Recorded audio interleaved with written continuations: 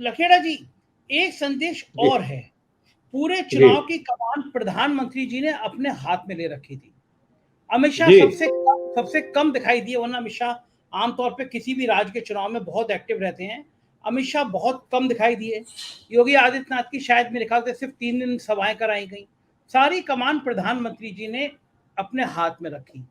और अब से पहले भारतीय जनता पार्टी कहती थी कि चाहे गली मोहल्ले का चुनाव हो, पंचायत का चुनाव हो, प्रधानी का चुनाव हो, विधायकी का हो, सांसदी का हो, मोदी जी आ जाएंगे तो मोदी जी जीत की गारंटी है। मोदी जी जब भाषण दे देंगे वहां जीत की गारंटी है।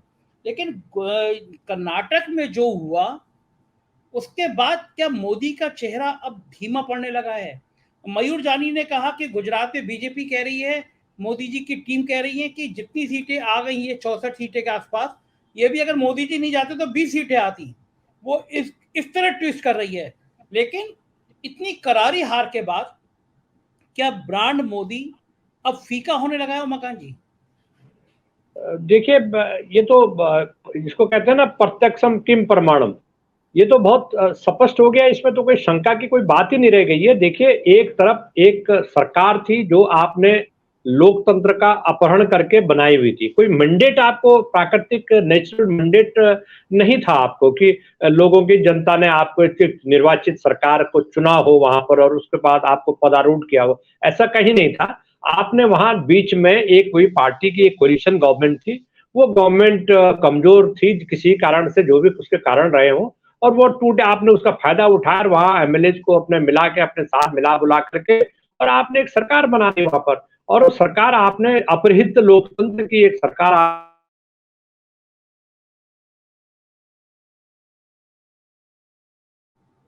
तो उमाकांत जी पहली का बार, शायद। हेलो हेलो हेलो जी जी हेलो जी, हेलो। हाँ बताइए उमाकांत जी, हाँ बीच में तो चला गया था नेटवर्क। पहली पहली बार किसी किसी राज्य में इस तरह से नंगा नाच हुआ कि 40% कमीशन की सरकार है, और 40% कमीशन की सरकार पर पूरा राज्य चल रहा है। और प्रधानमंत्री मोदी इसलिए मैदान में उतरते हैं, उनको लगता है कि राज्य में जो भ्रष्टाचार है, जो करप्शन है, उसकी मोदी मैजिक। और मैं छाती तोड़ करके कि मैं अकेला, जो संसद में उन्होंने अपोजिशन पार्टीज को लताड़ा कि मैं अकेला, तो वो अकेला का जो गरूर है, जो घमंड है उनके अंदर, कि एक सरकार, एक भ्रष्ट सरकार है, एक कमीशन खोरी की सरकार है, एक मिसमैनेजमेंट की सरकार है, एक भीतर जो वादे आपने जनता से किए उनको वो आपने पूरा किया नहीं, और अब दोबारा 5 साल और रूल करने के लिए आप मैदान में कूद गए हैं।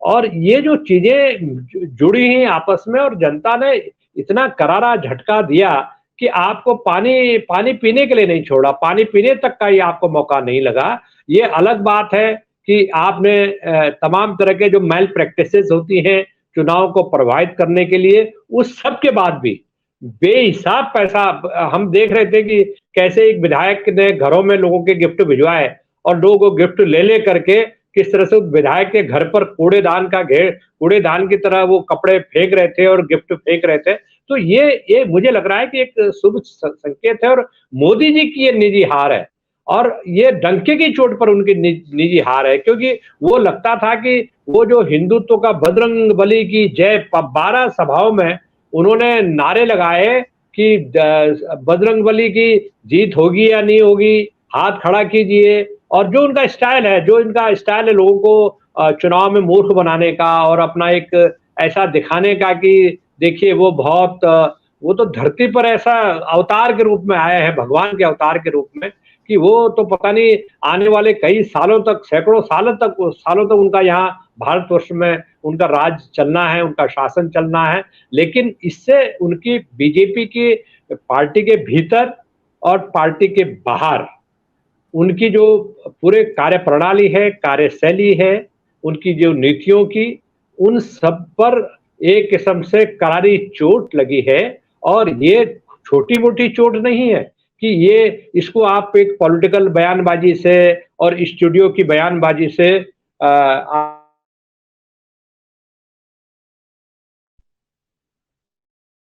हेलो, मेरी आवाज आ रही है? जी आ रही है उमाकांत जी, बताइए, हाँ बोलिए, हाँ, आ रही है। तो जी जी जी, तो इस तरह ये ऐसी हार नहीं है जिसको आप स्टूडियो की डिबेट में या प्रेस कॉन्फ्रेंस करके कहें कि मैं हार की जिम्मेदारी अपने ऊपर लेता हूं। इतनी हार नहीं है।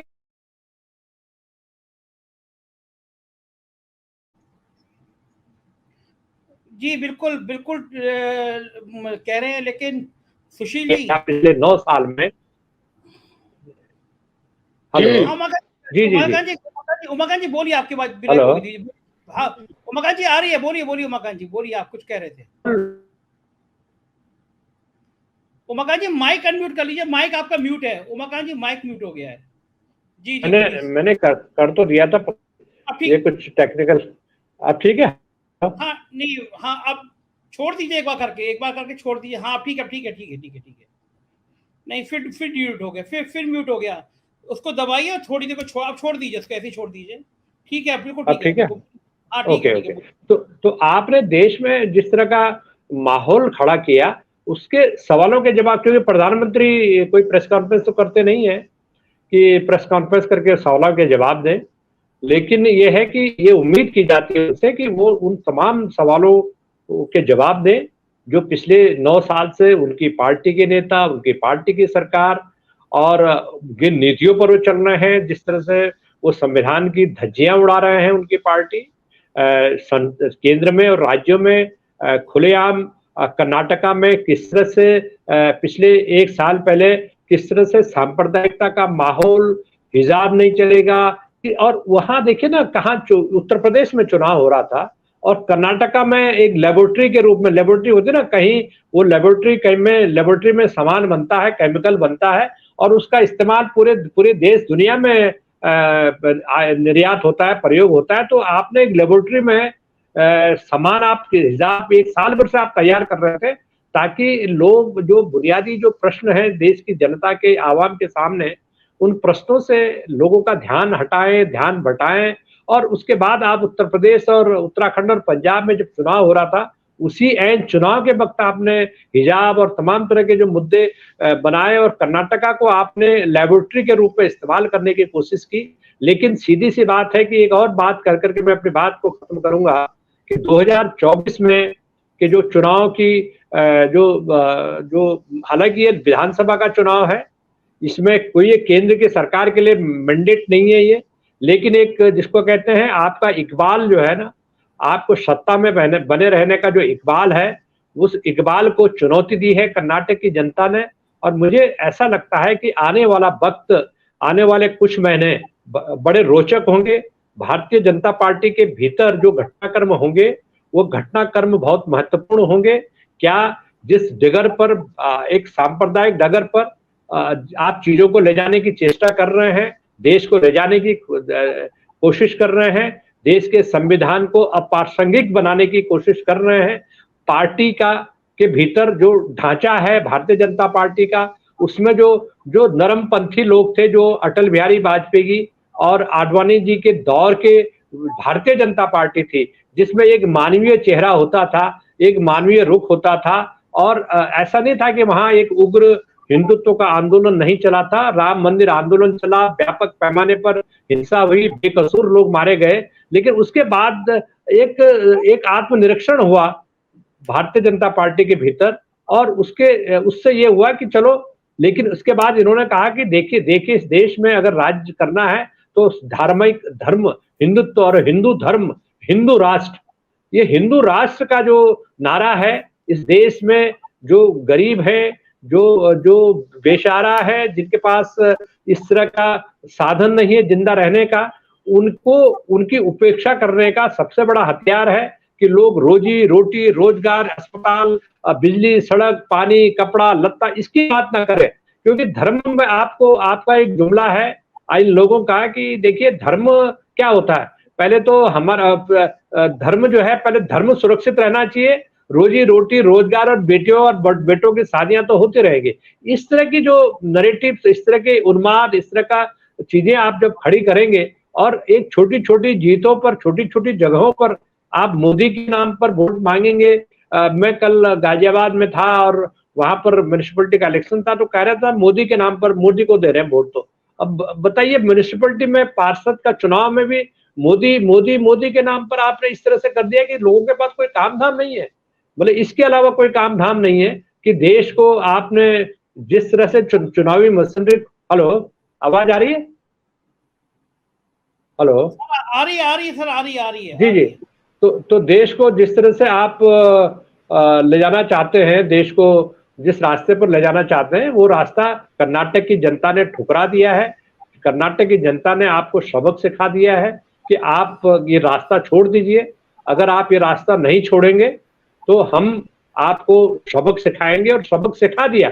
उन्होंने धमकी नहीं दी, उन्होंने सबक सिखा दिया कि ये सबक है, और ये आपको, आप जिन नीतियों पर आप देश को चलाना चाहते हैं, उन नीतियों को हम रिजेक्ट करते हैं, अस्वीकार करते हैं, ठुकराते हैं। और मुझे लग रहा है कि ये काफिला गैर हिंदी प्रदेश में भारतीय जनता पार्टी जो पीठ थपथपाती थी, अब दूसरे भी गैर हिंदी प्रदेश हैं, जिसमें महाराष्ट्र भी शामिल है। वो उसको अब हिंदी भाषी राज्य नहीं कहते हैं, लेकिन वहां पर भी भारतीय जनता पार्टी बहुत मजबूती से अपना दावा पेश करती है कि हम भी बहुत बहुत बड़ी हिंदुत्व की फोर्स हैं। और नॉर्थ ईस्ट पूर्वोत्तर के राज्य हैं, केरल है, दूसरी जगहों पर जहां ये केरला स्टोरी क्यों बनाई गई?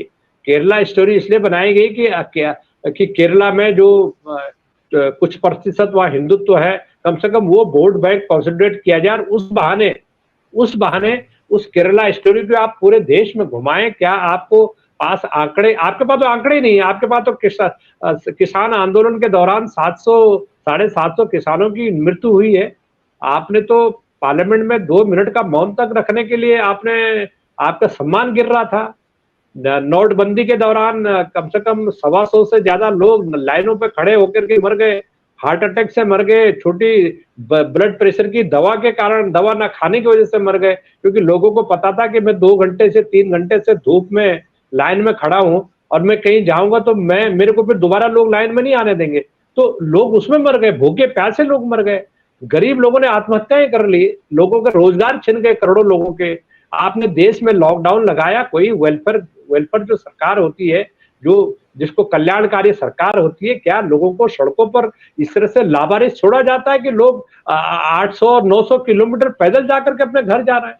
क्या आपकी ये जिम्मेदारी नहीं थी कि आप जो है लोगों को उनके घरों तक पहुंचाने ठीक बात, बिल्कुल सहमत हूँ इस बात से। ये की जिम्मेदारी किसने? गरीबी की रेखा के नीचे। जी बिल्कुल ठीक कह रहे हैं उमाकांत जी, ये सारी परेशानी आम आदमी से जुड़ी हुई थी। दर्द था आम आदमी के सरोकारों का दर्द था, जिसका कर्नाटक में रिजल्ट जुड़ा। और रविकांत जी जुड़ गए। इससे पहले मैं अभिषेक एक चीज समझना चाहूंगा आपसे। आज तक चैनल पे, देश के सबसे बड़े चैनल पर, सबसे तेज चैनल पर रॉबर्ट वाड्रा का लाइव इंटरव्यू कर रही हैं वहाँ के एंकर चित्रा जी। तो ये इस समय अभिषेक, रॉबर्ट वाड्रा के इंटरव्यू का क्या मतलब है? और रॉबर्ट वाड्रा से सवाल पूछा जा रहा है कि सवाल आया है कि राहुल गांधी प्रधानमंत्री बनने की बात आ रही है, इस पर आप क्या कहेंगे? रॉबर्ट वाड्रा का इंटरव्यू का इस समय आज तक पर जो लगातार, जिसपे सुधीर चौधरी रो रहे थे, और जो एग्जिट पोल आया था बस रो ही दिए थे सुधीर चौधरी, उस चैनल पे जिसके ब्रांड एम्बेसडर सुधीर चौधरी हैं, वहां पे ये रॉबर्ट वाड्रा का इंटरव्यू का क्या मतलब है अभिषेक? रॉबर्ट वाड्रा के इंटरव्यू का मतलब यही है कि ये किसी निर्देश पर करवाया जा रहा है। बहुत जल्द सीबीआई ईडी रॉबर्ट वाड्रा के यहाँ जाएगी।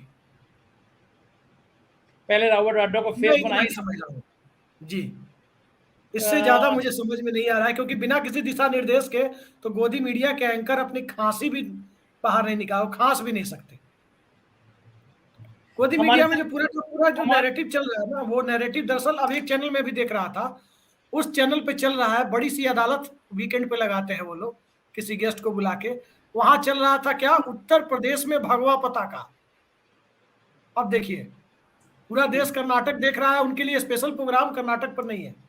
हाँ, वो असल में उनको फोकस हटाना है कर्नाटक हार का, तो गोदी मीडिया कैसे आ रहा है। प्रोफेसर रविकांत जी जुड़ गए। मयूर आता हूँ जरा, रविकांत जी, प्रोफेसर रविकांत लखनऊ विश्वविद्यालय के। नहीं, फोकस हटाने के लिए बड़ा अच्छा मौका है। गए हुए हैं पटना में धीरेन्द्र शास्त्री, वहां ले जा सकते थे। वो तो ज्यादा बेइज्जती आती। रविकांत जी, कर्नाटक के रिजल्ट आ गए हैं और जितना सोचा था उससे ज्यादा नतीजा कांग्रेस के पक्ष में आए हैं। किस तरह देखते हैं आपकी कर्नाटक के रिजल्ट को? नहीं, मुझे लगता है कि हम लोग करीब इसी तरह के नतीजों की उम्मीद कर रहे थे। लेकिन महत्वपूर्ण ये है कि कर्नाटक चुनाव को आने वाले लोकसभा चुनाव के पहले सेमीफाइनल के रूप में देखा जा रहा था। कांग्रेस पार्टी ने ये तो जीत लिया है, अब आने वाले वक्त में मध्य प्रदेश, राजस्थान और जो छत्तीसगढ़ के चुनाव होंगे उसमें कांग्रेस की जो परफॉर्मेंस है वो 2024 में उसको और मजबूती दे सकती है, अगर वहां पे बहुत अच्छा लड़ती है तो। कर्नाटक का चुनाव इसलिए भी महत्वपूर्ण था क्योंकि राहुल गांधी की भारत जोड़ो यात्रा कर्नाटक में 14 दिन रही थी और उसमें उन्होंने जिस तरह से लोगों की उम्मीदों को जगाया था, उनसे जुड़े हुए मुद्दों को उन्होंने अपने संकल्प पत्र का हिस्सा बनाया और वहां पर खड़गे साहब के खास करके जब से वो राष्ट्रीय अध्यक्ष हुए हैं उसके बाद अभी कांग्रेस पार्टी को लेकर के तमाम कयास लगाए जा रहे थे। तो मुझे लगता है कि एक तो खड़गे साहब का राष्ट्रीय अध्यक्ष होना और राहुल गांधी की भारत जोड़ो यात्रा, इन दोनों का सोशल ऑडिट इस चुनाव के जरिए सामने आया है और ये साबित कर रहा है कि राहुल गांधी की स्वीकार्यता और खड़गे साहब के अपना जो नेतृत्व है वो दोनों ही आने वाले वक्त में बहुत महत्वपूर्ण साबित होंगे। तीसरी जो महत्वपूर्ण बात मुझे लगती है उसमें ये कि बीजेपी ने जिस तरह से कैंपेन किया, खास करके नरेंद्र मोदी ने, और नरेंद्र मोदी नाम का एक मिथ है इस समय भारत की राजनीति में कि जहां नरेंद्र मोदी कैंपेन करते हैं वहां बीजेपी नहीं जीतती है, आखिरी वक्त पे भी वो चुनाव जिताने का मादा रखते हैं। एक ये छवि उनकी टूटी है और न जाने क्यों नरेंद्र मोदी ने अपने आप को उस चुनाव में इस कदर लगा दिया है, उन्हें अपनी छवि की भी चिंता नहीं रही। जो कल्ट है नरेंद्र मोदी का वो इससे बहुत ध्वस्त हुआ है। दूसरा, जो सांप्रदायिक कार्ड बीजेपी खेलती रही है, बजरंग दल को बजरंगबली के साथ जोड़ करके जो नरेंद्र मोदी ने कैंपेन की, इस चुनाव के बाद आप ये देखिएगा कि बीजेपी सांप्रदायिक कार्ड खेलने में भी झिझकेगी और अब उसे किसी दूसरे नैरेटिव की तलाश होगी। तो जहां आपका धार्मिक एजेंडा ना काम कर रहा हो, जहां नरेंद्र मोदी का फेस ना काम कर रहा हो, ये आने वाले जो समय है उसकी सूरत को दिखा रहा है और ये भी दिखा रहा है कि खड़गे और राहुल गांधी की जो जोड़ी है वो क्या करिश्मा करने जा रही है। हाँ, ये जरूर है कि उत्तर प्रदेश में जिस तरह से भगवा खिला है, मैं उसी शब्द का इस्तेमाल कर लेता हूँ, जो गोदी मीडिया थोड़ा प्रसन्न होने के लिए वो समानांतर चला रही है, वो जमीन जरूर अभी चुनौतीपूर्ण है विपक्ष के लिए, लेकिन मुझे लगता है कि बहुत सारी चीजें कर्नाटक के चुनाव ने बदल दी हैं। अब समाजवादी पार्टी सबसे कमजोर विकेट पर उत्तर प्रदेश में होगी और कांग्रेस पार्टी की तरफ जो दलित और अल्पसंख्यकों का रुझान होगा वो उसे सबसे मजबूत विपक्ष की पार्टी के रूप में अब बिना किसी शर्त के वो सामने पेश करेगी। इसलिए मुझे लगता है कि 2024 का चुनाव और उसके पहले जो सेकंड सेमीफाइनल होने वाला है उसमें भी कांग्रेस पार्टी का प्रदर्शन और उसके भारत की राजनीति में जो दखलंदाजी है वो बढ़ने वाली है और इसीलिए मुझे लगता है कि ये चुनाव ज्यादा महत्वपूर्ण साबित हुआ।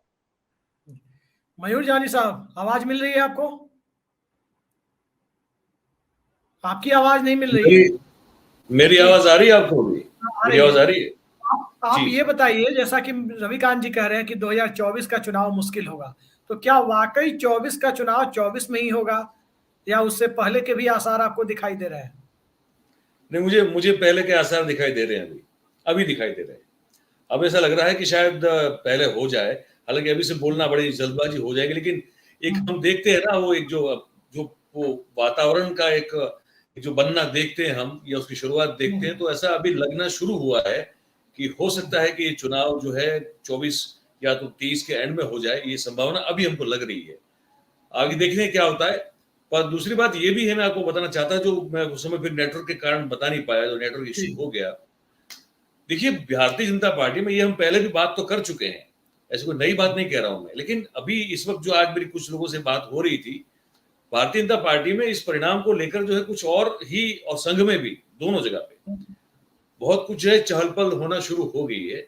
और आप जैसे जानते हैं, मेरे कुछ संपर्क अब मेरे खुद के बैकग्राउंड की वजह से है, तो वो ये अभी देखा जा रहा है, जैसे वो अभी बात हो रही थी ना कि कहा कि वो सांसद ने कहा कि मैं अकेला, छाती पर छाती ठोक ठोक के कहा प्रधानमंत्री मैं अकेला, वो एक्चुअली वो खुद सही बात कर रहे थे, वो अकेले पड़ गए, वो विरोधी पार्टी की बात नहीं कर रहा हूँ, विपक्ष की बात नहीं कर रहा हूँ मैं। अच्छा ये बताइए, वो अकेले पड़ गए हैं, पार्टी अकेले पड़ गए हैं, पेंशन विभिन्न स्कीम बड़ा मुद्दा है, रविकांत जी को पेंशन देंगे कि नहीं, अकेले पड़ गए हैं तो? 2004 के बाद वालों को अकेले पड़ता है तो आदमी मजबूर होकर बहुत कुछ नहीं, करता है। वो सब बातें जो है वो गाजर की तरह होती है, वो लटकती रहती है। देखिए यहाँ कोई समाधान नहीं होता है, सिर्फ वो गाजर होता है, वो लटकता रहता है, आप उसको देख के दौड़ते रहते हैं। गुजरात के मैं 50 से 500 एग्जाम्पल दिखा सकता हूँ। अभी कुछ दिन पहले आके शिक्षकों को कहा कि अब आपका ये जो इतना साल पुराना मुद्दा था, इसका समाधान अब होगा। ट्रांसफर को लेकर कुछ था कि आप अगर किसी जिले के हो, आप वतनी हो, और आपको अगर वही उस जिले में अगर आपको ट्रांसफर, वो सब दिखाते हैं, करते बहुत कम है, वो अलग बात है।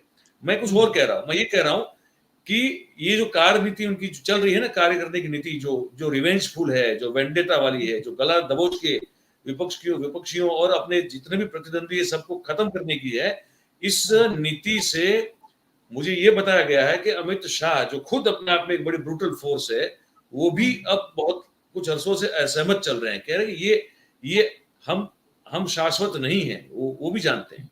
कह रहे हैं कि ये इस तरह से नहीं हो सकता है, अगर कल गलती से गद्दी से उतरना पड़ा, ये हमारी उससे बहुत खराब हालत हो सकती है।